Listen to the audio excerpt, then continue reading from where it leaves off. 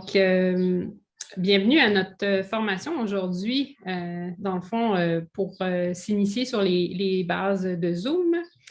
Alors, aujourd'hui, moi et ma collègue Van, qui est ici, donc, on va se partager la présentation de la formation.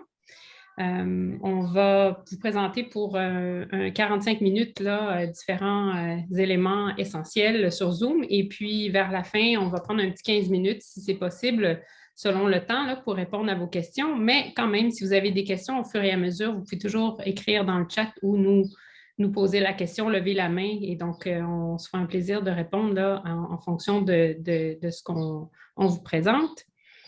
Alors, sans plus tarder, Van, si peut-être on peut se présenter rapidement, donc conseillère pédagogique du Centre de pédagogie universitaire. Donc, on participe là à l'école d'été, on a participé aussi à l'école du printemps sur Zoom également. Donc, je laisse ma collègue Van se présenter également. Oui, bonjour, je suis Van, je suis aussi conseillère pédagogique au CPU et bienvenue à notre atelier. Et Nathalie, on pourrait commencer par une activité prise classe? Oui, excellent. Donc, je vais vous partager mon écran.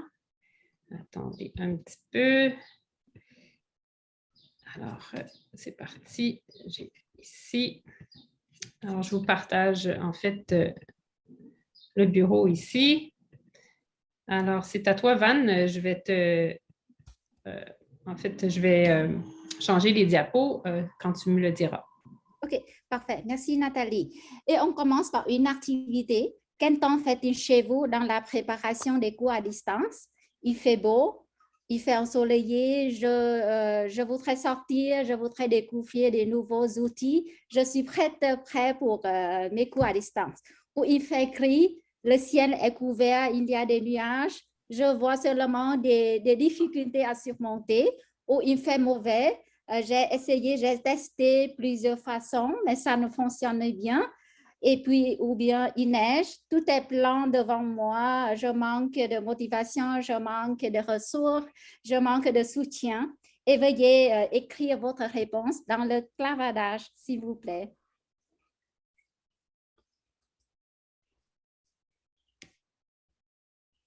Je vous laisse quelques secondes pour écrire votre réponse dans le clavardage.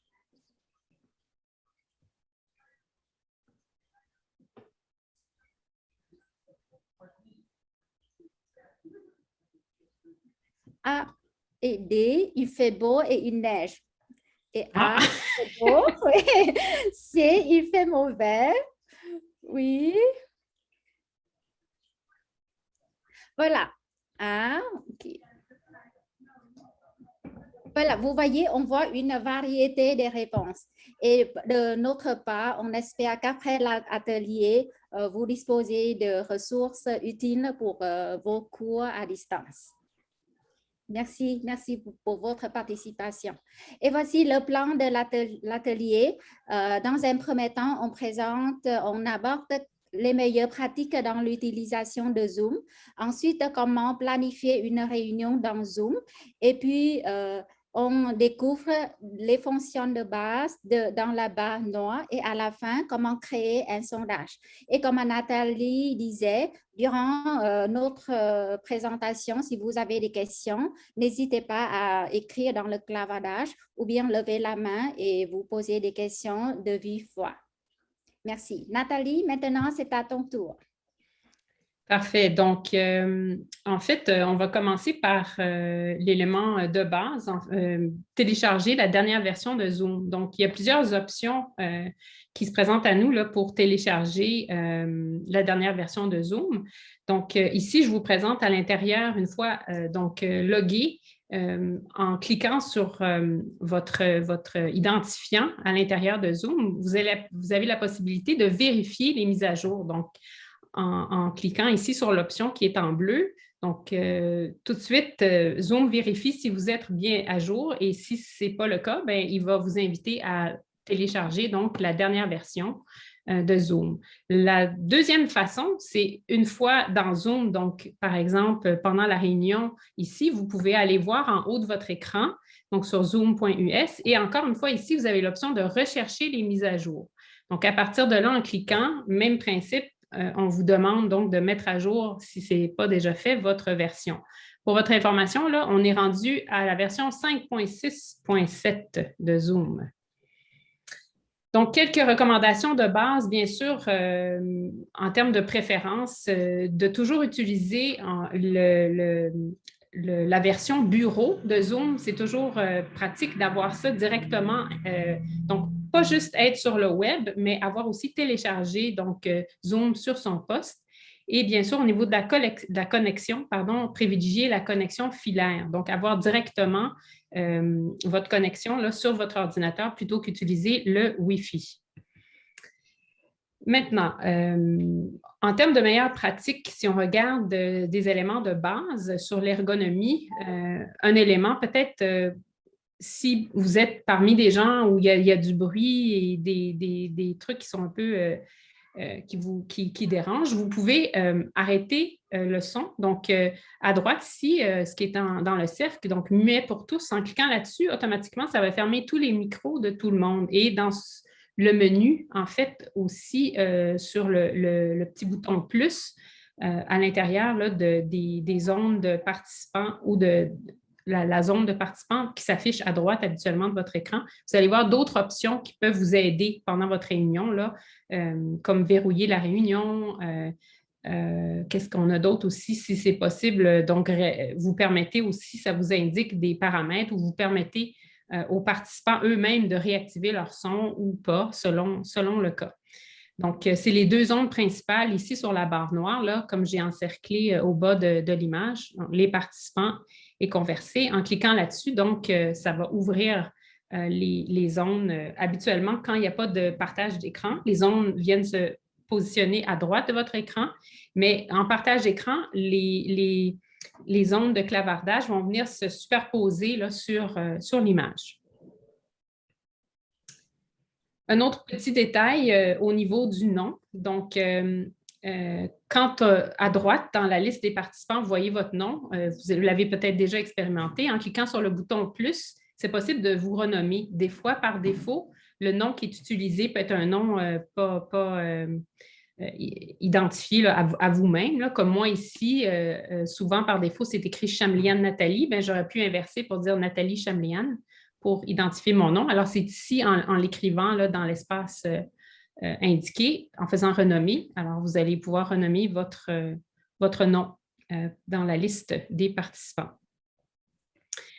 Alors, ici, c'est dans le but de vous informer. En fait, quand on s'authentifie auprès de Zoom, il y a possiblement, lorsque vous vous êtes authentifié ici à la rencontre, vous avez peut-être simplement cliqué sur le lien et accédé donc à la formation. Mais vous auriez pu aussi passer, en fait, comme un collègue le nomme, il dit passer par la grande porte. Là. Donc, vous passez par la porte officielle. Donc, ici, en rejoignant la réunion, par exemple, pour vous authentifier, vous aurez pu vous connecter via l'authentification unique. Donc, on appelle ça communément le SSO, donc Single Sign-On. Alors, à partir de ça ici, vous vous identifiez en lien avec votre institution d'appartenance. Donc, dans ce cas-ci, U-Montréal. Alors, en écrivant ça et en se loguant, vous accédez donc à l'environnement de l'université, vous pouvez vous authentifier et ensuite, vous arrivez sur Zoom et à ce moment-là, donc, vous êtes identifié, vous êtes reconnu par Zoom comme faisant partie de ce regroupement. En fait, je vous dis tout ça simplement en termes de possibilités, c'est-à-dire que quand vous vous identifiez ici, par exemple, nous, on voit souvent uniquement le nom de la personne ou, dans certains cas, là, si vous regardez dans la galerie là, des participants qui sont là, vous allez voir à certains moments, donc on voit la photo également de la personne. Donc, ça veut dire que ces personnes se sont identifiées via l'authentification unique. Donc, ça vous permet de circonscrire, en fait, qui se logue à votre réunion. Alors, dans les options de la salle d'attente, ici, en supposant que vous avez activé cette option, vous pouvez, ici, j'ai utilisé l'option utilisateurs qui ne sont pas dans votre compte, qui ne font pas partie de vos domaines. Donc, tout le monde ici, moi, je ne l'ai pas écrit, là, mais ici, on aurait pu lire universitédemontréal.ca. Donc, tout le monde qui ne fait pas partie de l'Université de Montréal automatiquement va se retrouver dans la salle d'attente et vous allez devoir manuellement donc accepter ou non, parce qu'il se pourrait que des gens que vous ne souhaitez pas qui se retrouvent dans votre réunion y soient. Alors, c'est à vous de déterminer de cette façon, ou des invités, par exemple, que vous avez des invités spéciaux, vous pouvez les admettre par la suite manuellement. Alors, je ne sais pas si, pour l'instant, on passerait à une démonstration de Van. Est-ce que vous avez des questions ou ça va pour le moment?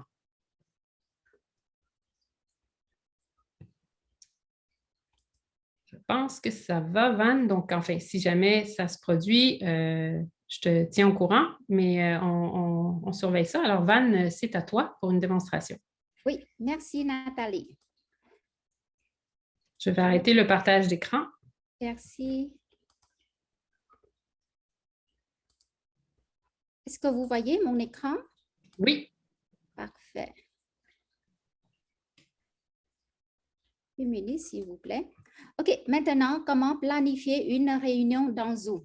Et pour répondre à cette question, d'abord, je me connecte à mon compte Zoom institutionnel, c'est umontréal.zoom.us. Voilà. Et comment créer une réunion? Pour répondre à cette question, je voudrais vous présenter deux problématiques. Première problématique, comment créer une réunion normale dans Zoom. Et deuxième problématique, comment créer une réunion dans le compte de Zoom d'une autre personne. Et on va commencer par la première problématique. Pour créer une réunion dans Zoom, d'abord, vous cliquez sur l'onglet Réunion à votre gauche dans votre compte institutionnel. Et puis, vous cliquez Planifier une réunion. Et vous changez le sujet de votre réunion. Par exemple, ici, c'est Atelier sur Zoom. Et si vous avez un descriptif, vous écrivez ici, mais si nécessaire. Et puis, vous choisissez la date de réunion. Par exemple, moi, je voudrais planifier une réunion pour demain, le 15 juin. Et je choisis ensuite l'horaire à laquelle commence la réunion. Par exemple, à 2 heures de l'après-midi. Et pour la durée, c'est une séance de formation pour 3 heures. Et si je souhaite que ma réunion soit périodique, je vais cliquer sur Réunion périodique. Et puis, je remplis les détails correspondants. Par exemple, pour récurrence, c'est quotidien ou bien chaque semaine ou bien mensuellement. Et répéter à chaque 1 mois, 2 mois, 3 mois et la date fin ou bien après 3 événements ici ou 7 événements. Et puis après, il y a des options, c'est à vous de choisir, par exemple, par rapport à idée de réunion. Si vous voulez laisser le système à créer pour vous, pour activer, créer automatiquement. Mais si vous souhaitez que vous programmez une réunion avec votre idée de réunion, on clique idée de réunion personnellement, ici. Et puis la salle d'attente. Si vous voulez mettre vos étudiants dans la salle d'attente avant la réunion, vous activez cette option, sinon vous désactivez. Par exemple, pour la vidéo, si vous voulez que vous débutez la réunion avec votre caméra allumée, vous activez, mais si avec une caméra éteinte, vous désactivez. Et c'est le même principe pour les participants. Et aussi, il y a d'autres options possibles. Par exemple, couper le micro des participants à l'entrée ou bien enregistrer automatiquement la réunion. Et après avoir vérifié toutes les options, vous enregistrez la réunion. Ah, et il y a une autre chose que je voudrais vous dire. Autre autre animateur possible dans cette zone. Si vous avez un auxiliaire d'enseignement et vous voulez que ces auxiliaires assistent comme votre cohorte, vous saisissez son adresse email dans cette zone. Et maintenant, vous enregistrez. Voilà, vous venez de planifier une réunion. Et maintenant, comment partager l'invitation à vos étudiants? Vous cliquez, vous voyez ici, lien d'invitation. Vous cliquez sur copier l'invitation et vous copiez. Et puis, vous partagez par courriel, par exemple, ou bien dans Nouvelles, dans Studio. Et il y a, et maintenant, comment intégrer votre réunion dans calendrier. Simplement, par exemple, moi, je voudrais intégrer cette réunion dans calendrier Outlook. Je vais cliquer ici, calendrier Outlook, et il y a un fichier avec le format .ics. Je vais cliquer et simplement OK. Je vais vous montrer maintenant.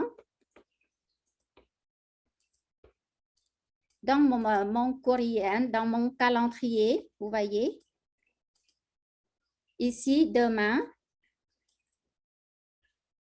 le 15 juin, il y a un atelier sur Zoom. C'est-à-dire maintenant, j'ai intégré cette réunion dans mon calendrier Zoom. Et puis maintenant, pour répondre à la deuxième problématique, comment créer une réunion dans le compte de Zoom d'une autre personne et dans quel contexte. Par exemple, vous enseignez en grand groupe et vous avez un auxiliaire d'enseignement et vous voulez que cet auxiliaire d'enseignement crée une formation dans votre compte de Zoom. Et comment faire? D'abord, vous cliquez sur Paramètres dans votre compte institutionnel. Et puis, autre, et vous défilez en bas. Vous voyez, il a une fonctionnalité privilège en matière d'horaire, ici. Et maintenant, par exemple, Nathalie, elle est mon auxiliaire d'enseignement et je voudrais que Nathalie crée une formation pour moi. Je vais attribuer le privilège de programmation à Nathalie. Nathalie.Chamblian, Montréal. C'est ton adresse, Nathalie? Oui, c'est ça, c'est bien ça. Merci. Et puis, je vais effectuer. Et c'est-à-dire maintenant, Nathalie peut programmer une réunion pour moi. Nathalie, est-ce que tu pourrais partager ton écran et on va faire ensemble? Oui. Merci. Attendez un petit instant. Donc, je partage. Et voilà. OK. Et maintenant, tu cliques réunion, c'est déjà, oui. Et tu cliques planifier une réunion. Oui, attendez un petit peu. Voilà. OK. Et programmer pour, est-ce que tu pourrais choisir mon nom? OK. C'est-à-dire maintenant, Nathalie programme une formation pour moi dans mon compte de Zoom. Et la démarche, c'est comme je viens de vous présenter.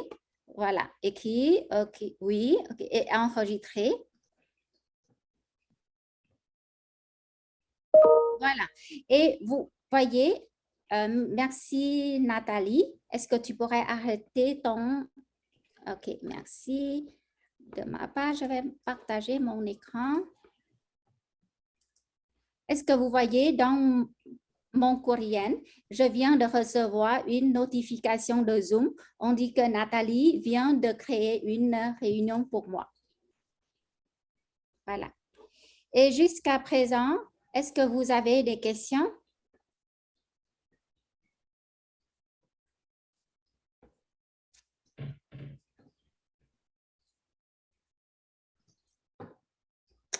Donc, peut-être à la fin, après, ici, là, des questions, n'hésitez pas. ah oui, il y a quelqu'un, oui. En fait, j'étais en train de l'écrire là, quand vous avez dit c'est des questions. C'est tout simplement par rapport au SSO, quand on passe par .zoom, .us. Moi, j'utilise déjà l'application bureau, mais là, je m'étais comme créé un compte avec mon adresse UU Montréal, puis un password, un mot de passe que j'avais comme créé comme ça.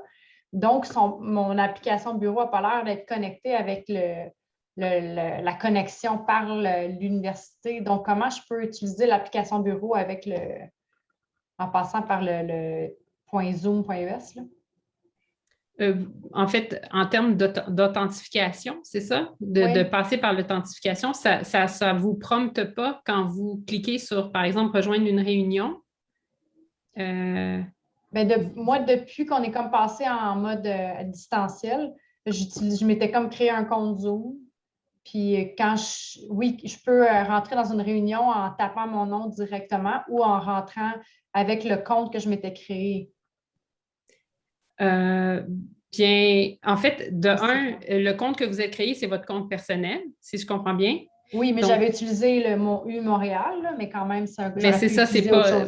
Oui, c'est ça. Ben, en fait, si vous vous loguez automatiquement sur zoom.us, Université de Montréal, donc vous êtes reconnu par. C'est comme si vous vous êtes identifié par rapport à ça. Donc, la minute que vous vous connectez à Zoom via votre compte Zoom de l'université, vous êtes reconnu par l'université. Même si vous ne voyez pas ce chemin-là que j'ai montré, là, qui est habituel. Donc, quand vous allez être dans la réunion, vous allez être reconnu comme par votre compte là, d'Université de Montréal. Mais je ne sais pas si peut-être André, qui est parmi nous, qui est un de nos gourous particuliers de Zoom, je ne sais pas si tu serais disponible. Est-ce qu'il y a une autre façon, en fait, de prompter cet écran-là, en particulier là, de Oui, SSO? en fait, ce qui est arrivé, probablement, c'est que vous avez créé un compte personnel avec l'adresse U-Montréal. Puis là, il y a comme une confusion. Il faut démarrer l'application, se déconnecter manuellement de son compte personnel et repasser par la page SSO, là, la page Zoom, umontréal, pardon, .zoom.us. Et là, il va se connecter de la bonne façon. C'est qu'il y a comme une mémoire de la dernière connexion. OK, mais comment je passe de la page web, là, où est-ce que j'ai compris, c'est qu'il fallait comme passer par le site umontréal.zoom.us. Puis là, je suis sur le site Zoom, mais comment est-ce que je passe de ça à mon application bureau? Bien, en fait, il faut d'abord ouvrir l'application bureau et ça ne sera pas le temps de le faire maintenant parce que ça va vous déconnecter. Je ne vais pas perdre trop de temps. Là. Dans l'application bureau, en haut à droite, vous pouvez vous déconnecter une fois pour toutes. OK? Donc là, c'est comme si on était nulle part. Et là, on va passer par la page umontréal.zoom.us. On va établir une connexion. Puis là, il va établir que c'est le U-Montréal de l'université. En fait, c'est vraiment la page qui va provenir de la connexion U-Montréal. Okay, et non pas de l'utilisation de l'adresse U-Montréal dans un autre contexte. OK, parfait. Okay? Je vais faire ça. Donc, c'est préférable d'avoir un seul compte là, actif parce que c'est vrai que ça peut faire une confusion là, quand on vous identifie comme participant. Là. Ça crée, mais vous n'êtes pas la seule en passant à avoir fait ça. Là. Mais ça crée une mécanique là, particulière en arrière là, qui n'est pas toujours... OK, parfait. Je vais essayer de l'effacer, ce compte-là que j'ai créé. En fait, vous pouvez avoir autant de comptes que vous voulez, mais utilisez toujours des adresses de courriel différentes d'un compte à l'autre. Il y a des gens qui ont des adresses personnelles, des adresses professionnelles parce qu'ils travaillent dans une entreprise, des adresses Montréal parce qu'ils enseignent comme chargé de cours. Alors, j'ai des codes de 2 ou 3, 4 accès à Zoom différents. Il faut simplement se déconnecter et surtout utiliser des adresses de courriel différentes dans chacun des contextes. Parfait, merci. Super. Donc, je vois qu'il y a quelques autres questions, mais le temps avance drôlement. Il est déjà 1h moins 20. Donc, on va peut-être garder ces questions-là pour la fin, si vous permettez. Puis, on va passer à notre présentation rapidement. Et donc, on revient avec ça. C'est bien noté là, dans le clavardage, vos questions. Van, est-ce que tu voulais ajouter quelque chose? Non, pour l'instant, je partage ton idée. OK, parfait. Alors, moi, je vais vous partager à nouveau mon écran. Alors, une des choses aussi un peu particulières, c'est toujours quand on est avec plusieurs fenêtres en même temps. Voilà. Donc, des fois, ça nous empêche de cliquer là où on veut cliquer avec les barres noires et compagnie. Donc, on est rendu ici au niveau de l'exploration des fonctions dans la barre noire, en fait, là, de Zoom, la barre qui se trouve en bas de votre écran. J'apporte votre attention sur le bouton « Sécurité ». Donc, sécurité ici, c'est un bouton qui a été ajouté là, au fil de l'utilisation de Zoom ou quand il y a eu des situations de Zoom bombing qu'on a appelé, donc des gens peut-être qui se présentent dans une réunion où quelque chose ne fonctionne pas ou ne va pas. C'est possible à travers ici de suspendre en fait les activités des participants. Donc, en faisant ça, bien, ça arrête l'ensemble de la présentation. L'autre chose aussi, c'est aussi ici, vous pouvez, par exemple, restreindre le partage d'écran. Donc, ce n'est pas tout le monde qui peut partager l'écran en même temps, mais vous pouvez aussi redonner ou autoriser la possibilité de partager l'écran. Alors, vous pouvez explorer éventuellement les différentes options ici qui vous sont disponibles. Vous connaissez déjà tous certainement les réactions. Donc, initialement, ces boutons-là n'étaient pas à cet endroit, mais maintenant se retrouvent donc en termes de réaction là, sur Zoom. Alors, pour indiquer votre amour, votre accord ou peu importe, vous pouvez utiliser les boutons. Des fois, dans des contextes pédagogiques, vous pouvez demander, par exemple, si tout le monde comprend, faites un crochet vert. Si vous ne comprenez pas, un X. Et les deux autres boutons, donc accélérer ou donc plus grand, plus petit, là, c'est pour dire, par exemple, si la présentation est un peu trop lente, vous voulez dire donc d'accélérer le rythme, vous pourriez utiliser ces boutons, mais vous les connaissez certainement déjà. Ce fameux partage d'écran, donc c'est le bouton toujours sur au bas de votre écran. Alors, surtout quand vous êtes animateur, vous avez utilisé souvent le partage d'écran, le bouton avec le carré vert, la flèche ici. En cliquant là-dessus, en deux, vous voyez les options qui vous sont proposées. Donc, le desktop qui vous permet de partager l'ensemble de votre desktop. Donc, ça vous évite d'ouvrir, fermer, ouvrir, fermer votre écran. Donc, en ayant accès au desktop, bien, vous avez accès à tout ce qu'il y a dessus. Donc, si vous avez une présentation, vous avez un site web, etc., vous pouvez passer de un à l'autre sans arrêter continuellement le partage. C'est aussi là qu'il y a la possibilité d'utiliser le tableau blanc. Donc, on va l'utiliser un petit peu plus loin. Vous allez voir ce qu'il y en est. Donc, voilà pour les outils pour le partage. Des fonctions avancées, donc au niveau du partage, c'est possible de faire ici une distinction où on peut voir ou partager un participant à la fois ou plusieurs participants. Donc, à ce moment-là, comme entre Van et moi, nous pourrions mettre ça qui fait qu'une et l'autre, la minute que l'autre commence le partage de l'autre est donc arrêté. Et quand on utilise le partage d'écran, la fameuse barre noire là, dont je vous parle, qui est au bas de l'écran habituellement, souvent va monter donc en haut. Alors, elle se retrouve à cet endroit-là. Et encore une fois, comme animateur, vous avez aussi l'accès à des outils d'annotation. Donc, ces outils-là apparaissent également sur l'écran. Les outils, c'est ce qu'on voit là, ici. Donc, au niveau de la souris, sélectionner le texte. Vous allez l'expérimenter là, quand on va pouvoir vous partager donc, le tableau blanc dans quelques instants. Alors, ici, je vais donc arrêter le partage et si vous le voulez bien, je vais vous présenter ce fameux tableau. Alors, le voici, le tableau blanc. Si je vais voir si j'ai accès moi-même. Ici, pourquoi je ne vois pas. Est-ce que, Van, vous voyez le tableau? Oui, très bien. Excellent. Donc, mes outils d'annotation se sont cachés et je les ai retrouvés. Alors, ici, je vais vous faire une petite division comme ça. Et je vais vous demander à chacun de venir écrire, par exemple, vos prénoms dans un des carrés. Là. On va essayer d'équilibrer les noms dans chacun des carrés. Si vous voulez, en fait, je ne sais pas, par défaut, souvent, ce qui arrive, c'est que vous ne voyez pas nécessairement directement les outils d'annotation comme tels. Vous devez cliquer sur « Options », je crois, en haut de votre écran, Je vais juste voir ici, j'avais une capture d'écran. Et en attendant, c'est pour préciser, c'est option d'affichage. Oui, merci, c'est exactement. En haut à droite. Excellent, c'est ça que je cherchais. Donc, en haut à droite, vous allez voir, il y a un menu qui défile dans option d'affichage et vous allez voir donc annotation. Alors, voyez, vous pouvez donc écrire sur le tableau. Si vous explorez, vous avez aussi, oui, effectivement, des dessins. Vous avez des petits icônes également. Alors, c'est une façon de faire des démonstrations là, qui peuvent être utiles. Et puis, moi, comme animatrice, je peux tout effacer, par exemple, d'un coup.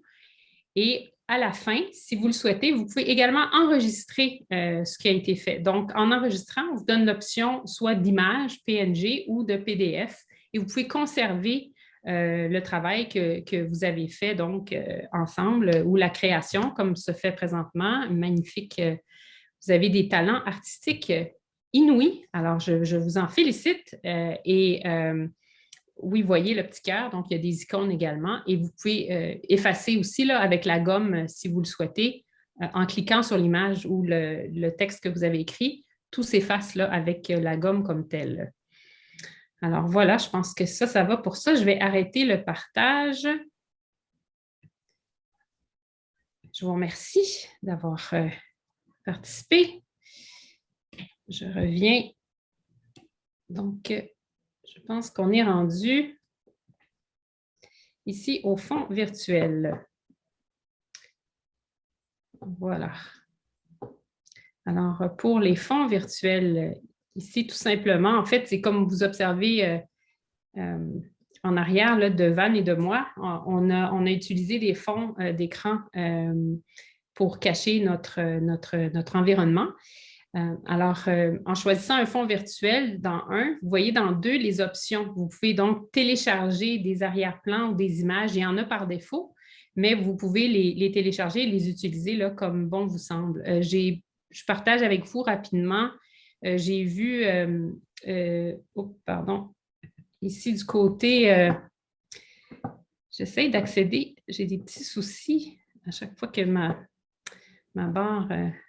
Donc, je vais vous mettre dans le clavartage. En fait, c'est ça, à la FAS, j'ai vu qu'ils ont proposé différents fonds d'écran. Donc, c'est des ressources que vous pouvez aller explorer, là. Et si ça peut vous aider, je vous mets le lien dans le partage d'écran. Donc, c'est différents types de fonds virtuels là, que vous pouvez utiliser pour vos présentations selon vos besoins. Alors, voilà pour ça. Je reviens à la présentation, mais je pense qu'on était rendu aux enregistrements. Alors, je vous présente ça. Donc, ici, en termes d'enregistrement, comme cette rencontre aujourd'hui est enregistrée, vous l'avez certainement déjà expérimenté. Alors, dans le bas de votre écran, là, dans notre fameuse barre noire, il y a le bouton « Enregistrer » que vous retrouvez seulement si vous êtes animateur. Et donc, en appuyant là-dessus, vous avez deux options. Soit vous enregistrez sur votre ordinateur ou vous enregistrez sur le cloud. Moi, je préfère enregistrer sur le cloud parce que, bon, ça s'entrepose directement sur Zoom, dans votre compte Zoom. Et vous voyez tous vos enregistrements, comme ici, quand vous allez cliquer sur le paramètre « Enregistrement » sur umontréal.zoom.us. Donc, l'enregistrement comme tel va venir se lister parmi tous les autres et vous y avez accès donc facilement et ça n'encombre pas votre ordinateur. Donc, voilà pour les accès. Maintenant, on va passer à une autre démonstration de Van. À toi, Van. Oui, merci. Et juste pour préciser, il y a des questions dans le clavardage. On va retourner à la période de questions-réponses à la fin. Merci.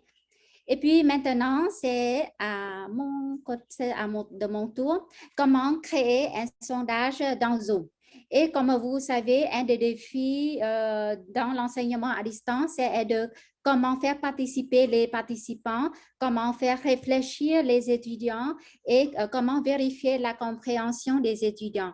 Et dans Zoom, il y a une fonctionnalité qui nous permet de le faire, c'est créer des sondages. Et maintenant, je partage mon écran pour vous faire une petite démonstration. Et d'abord, ou je peux créer un sondage. D'abord, la réponse est que c'est dans la page de réunion planifiée.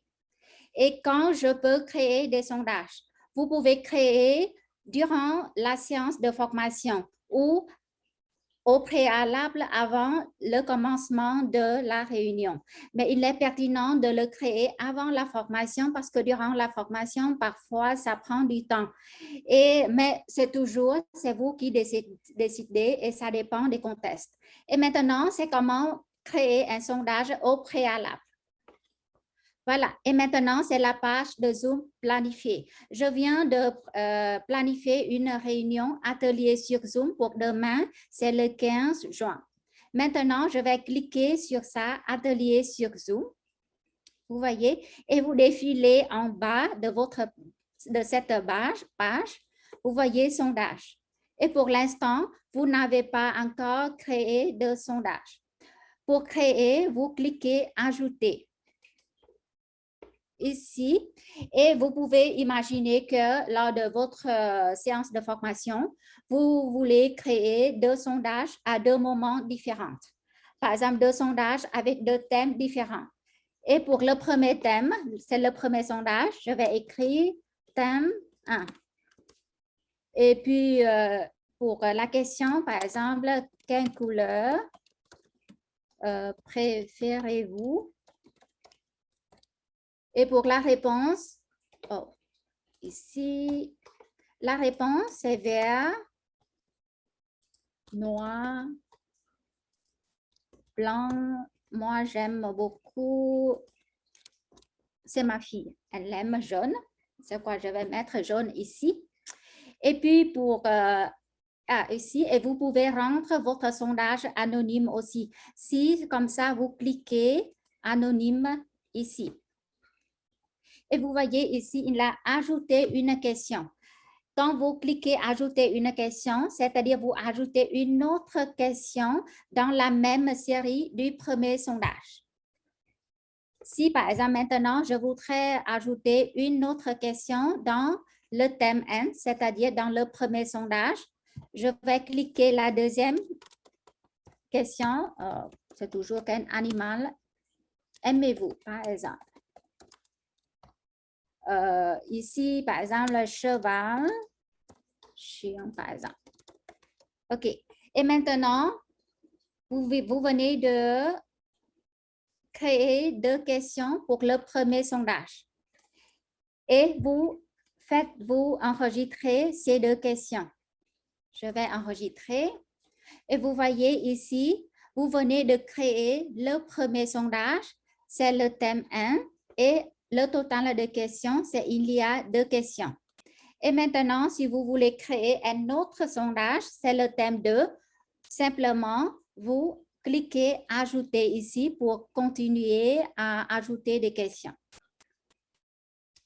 Jusqu'à présent, est-ce que vous avez des questions concernant comment créer un sondage? OK. Et si comme ça, peut-être à la fin, il y a des questions. Nathalie, est-ce que tu pourrais partager? Oh, excusez, mais je pense que j'en profite pour vous présenter ça aussi. Vous voyez, et au moment de la séance de formation, quand vous voulez lancer des sondages, vous voyez ici, je vais ici, il y a toujours des soucis ici. 1 minute, s'il vous plaît. Oui, Van, pendant que tu regardes ça, il y a une question dans le clavardage justement Oui. par rapport au sondage. Est-ce qu'il y a moyen de récupérer les sondages pour une autre rencontre? Donc, Oui, j'imagine d'une réunion à l'autre. Oui, c'est une bonne question. C'est dans la partie rapport. Après avoir présenté cette partie, je vais vous montrer comment récupérer les rapports, les sondages. Et puis ici, au moment de la séance de formation, si vous lancez des sondages, vous voyez dans votre barre noire, il y a l'option sondage. Vous cliquez sur sondage. Et puis, vous choisissez sondage, couleur préférée. Par exemple, ici, c'est le thème 1 que je viens de présenter. Et puis, vous ouvrez le vote ici. Et puis, il y a un chronomètre qui compte le temps. Par exemple, vous voulez laisser les étudiants 3 minutes pour répondre à cette question. Après 3 minutes, vous mettre fin au vote. Et puis, vous pouvez partager des résultats avec les étudiants et vous allez voir combien des étudiants ont choisi jaune ou vert ou rouge. Et puis après, la dernière étape, c'est arrêter le partage.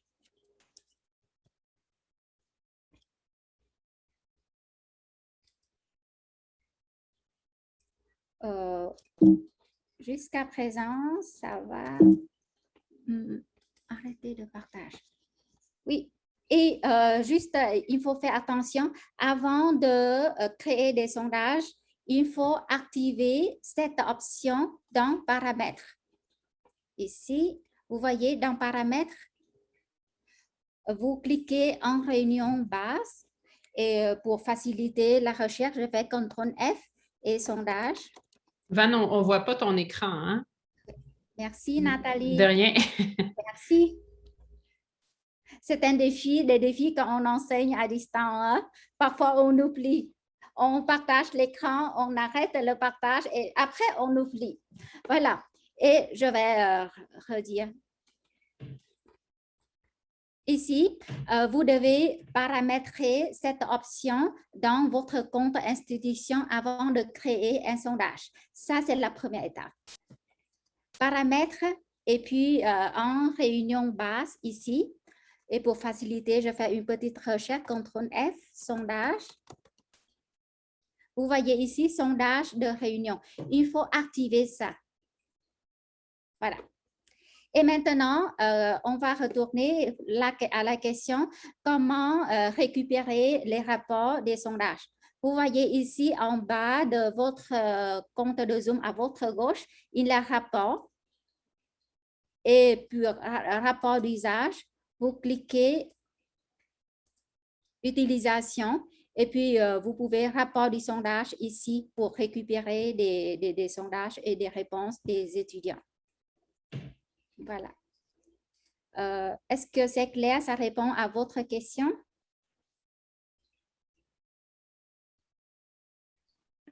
La question, c'était plutôt parce que j'ai démarré une autre réunion et au lieu d'entrer chaque question de nouveau, est-ce que je peux réutiliser les mêmes questions dans une autre réunion?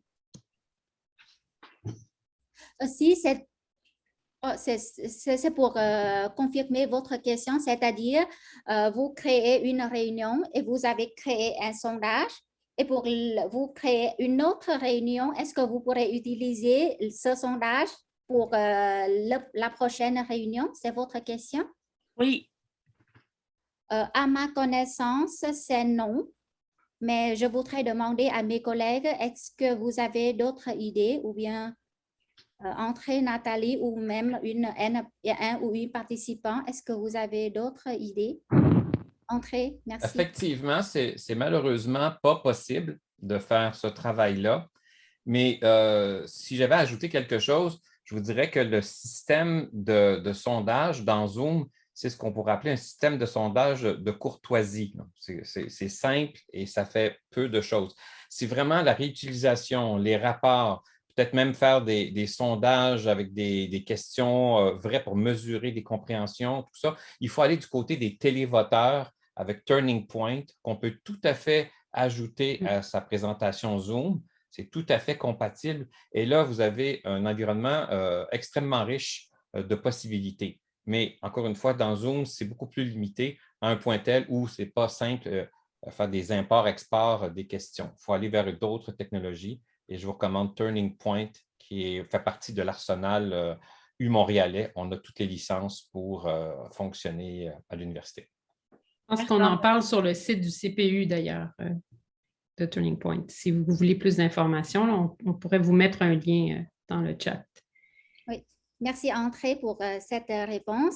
Et Nathalie, est-ce qu'on pourrait lancer un sondage? Nous avons planifié un petit sondage, seulement oui et non, mais pour que vous puissiez se mettre en place à vos étudiants quand vous lancez des sondages.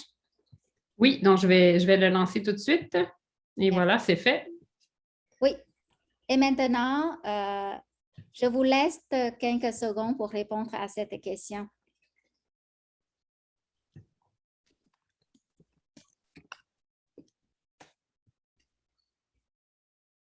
Oui. Donc, comme animateur, moi, pendant que vous votez, je vois en live les réponses rentrer. Donc, je vois qu'il y a 9 personnes qui ont répondu. Alors, une fois… Nathalie, est-ce Oui. que tu pourrais partager les résultats? Oui, exactement. Merci. Donc, voilà. Mais on voit ici, donc, comme je vous disais, pendant que vous votez, moi, je vois au fur et à mesure les votes rentrer. Et ensuite, comme Van le suggère, donc, on a partagé les résultats. Donc, 4 personnes ont dit oui, oui et 5 personnes ont dit non. Donc, une fois que c'est terminé en termes de sondage, vous arrêtez tout simplement le sondage, vous arrêtez le partage. Merci.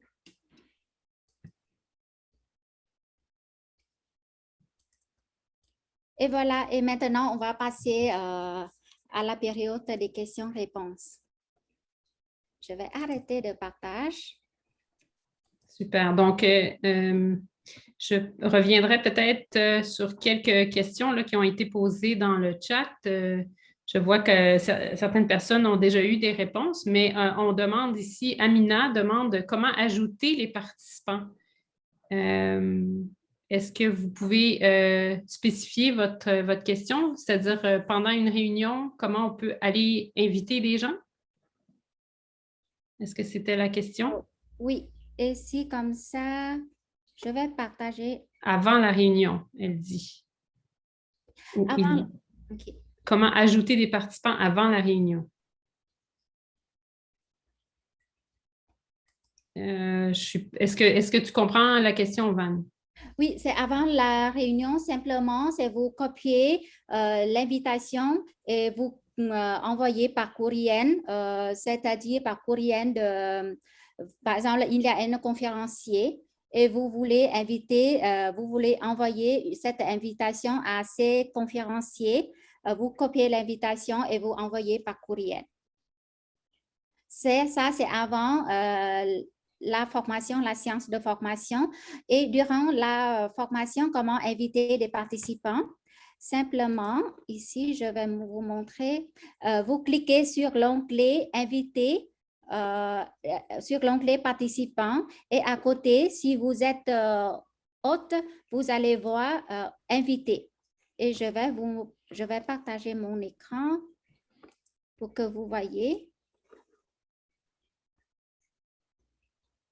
OK. En fait, comme on est sur Zoom, on ne peut pas nécessairement vous présenter. Zoom ne veut pas se présenter lui-même, là. Donc, ça peut être difficile de faire la démonstration. Mais c'est effectivement, là, Van, tu disais sur la barre noire en bas de participants, sur le petit triangle qui ouvre un menu déroulant. C'est à partir de là, je crois, qu'on peut, comme tu disais, ajouter. Et à partir de la liste des contacts, on choisit les personnes à inviter, puis choisir le service de courriel à utiliser. Par exemple, par défaut, c'est le courriel de notre université pour l'envoi de l'invitation. Mais il est aussi possible de copier l'invitation ou de la réunion pour la coller dans un formulaire d'inscription ou un courriel. Mais pour ça, je vais vous envoyer un document sur ça dans Clavardage. Vous pouvez lire chez vous et si vous avez des questions, n'hésitez pas à nous retourner. Je vais envoyer dans le Clavardage le lien. Super. Donc, oui. Et ça, c'est dans la partie, je vais pour préciser une minute, c'est dans la partie 3.5, inviter des participants. 3.5, là-bas, d'outils. Et le premier, c'est inviter des participants, pour préciser. Donc, super. Merci, Van. Ici, il y avait une autre question de Monique Vasseur qui demande, est-il possible d'utiliser plusieurs caméras avec Zoom pour montrer, par exemple, 2 vues, une pour le présentateur, une autre sur un appareil à démontrer? Donc, André a répondu oui, effectivement, pour 2 caméras web. Donc, l'une peut être la caméra web de son téléphone. Donc, utiliser une caméra de l'ordinateur et du téléphone en utilisant le partage d'écran, on peut donc choisir de la même façon qu'on a choisi le tableau blanc, mais on peut choisir aussi à ce moment-là une autre caméra. L'histoire de fond vert, je pense qu'on a répondu aussi, c'est-à-dire avec les fonds virtuels, est-ce que si on n'a pas de fond vert en arrière, comme moi, je n'ai pas de fond vert, mais voyez ce que ça fait, c'est qu'il y a des bouts de ma main qui disparaît là, si je n'ai pas de fond vert. Donc, c'est comme pas égal, mais ça s'utilise quand même sans fond vert. La question sur les sondages, on a répondu. Turning point. Et comment créer des sous-groupes? Donc, oui, ça, comme animateur, vous avez la possibilité de créer des sous-groupes. Toujours, là, vous ne verrez pas l'option nécessairement là, dans votre interface. C'est simplement l'animateur qui permet, en fait, c'est une option qui s'appelle « Diviser en groupe ». Donc, à ce moment-là, en cliquant sur l'option en tant qu'animateur, donc à partir de votre compte, ce que vous pouvez faire, c'est que vous pouvez aller, je m'excuse, il y a un avion qui passe. Donc, vous pouvez aller dans votre compte personnel et en ouvrant une session, vous allez pouvoir voir le fameux bouton là, diviser. Je vais voir si je peux faire une capture écran rapidement. Donc, c'est juste à côté de... Non, ça n'a pas fonctionné. Mais cette option, en cliquant sur « Diviser en groupe », vous allez voir, il y a une fenêtre qui va apparaître. Et donc, vous avez le choix de soit diviser aléatoirement, donc faire des groupes. C'est Zoom qui va décider qui va dans quel groupe. Alors ça se fait très, très facilement. Vous cliquez toujours sur ce bouton « Diviser en groupe » et vous allez attribuer, Zoom va attribuer à des salles, selon le nombre, vous allez dire « Je veux 3 salles », par exemple. Il va diviser les participants en fonction de ces salles. Mais vous pourriez aussi diviser des groupes en créant les groupes vous-même, en les personnalisant. Donc, ça, on peut le faire à partir des gens qui sont dans la salle ou préprogrammés. Mais si vous voulez plus d'informations là-dessus, on pourrait vous mettre un lien là, pour que vous puissiez voir plus spécifiquement là, comment ça se fait. Mais c'est assez simple. André, tu voulais ajouter quelque chose? Je peux peut-être partager mon écran. Oui. Parce que j'ai fait une capture d'écran. Oui, OK. Si tu me laisses une demi-minute, le temps que j'aille chercher le résultat. Je te laisse 1 minute, André. OK, bien c'est parfait. Je m'en vais tout de suite chercher la capture d'écran en question pour pouvoir la montrer à tout le monde.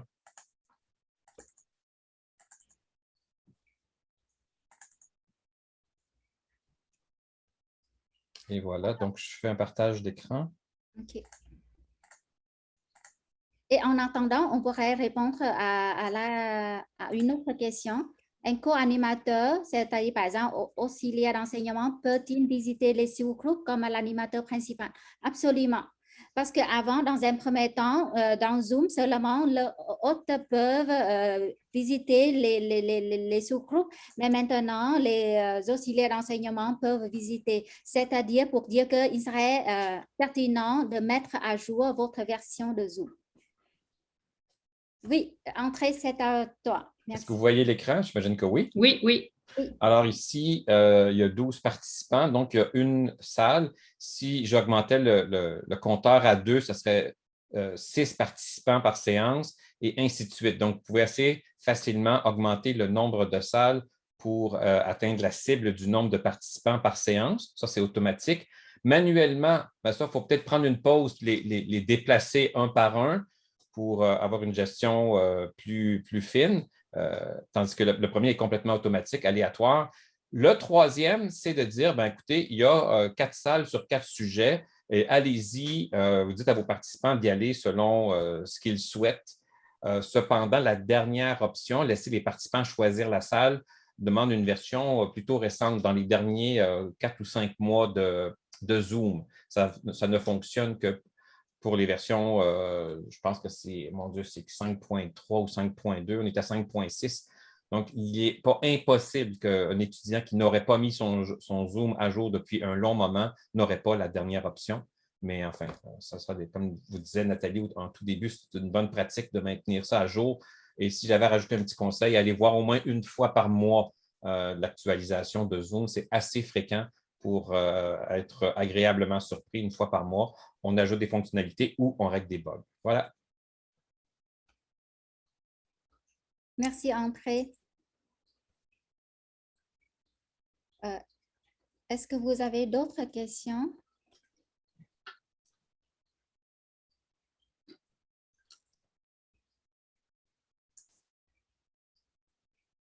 Nathalie, ton micro, s'il te plaît. Merci, Van. Donc, la question, est-ce qu'il y a moyen de paramétrer l'enregistrement automatique dans les salles de sous-groupes, autrement qu'en nommant un hôte dans chacune, qui sera responsable de démarrer l'enregistrement ou seront postés les enregistrements? C'est une bonne question. En fait, quand on enregistre, moi, ce que j'ai vécu jusqu'à maintenant, c'est que l'enregistrement se fait seulement dans la salle principale. Lorsqu'on se retrouve dans les sous-groupes, l'enregistrement n'est pas possible. Mais peut-être que je me trompe. Avez-vous des collègues?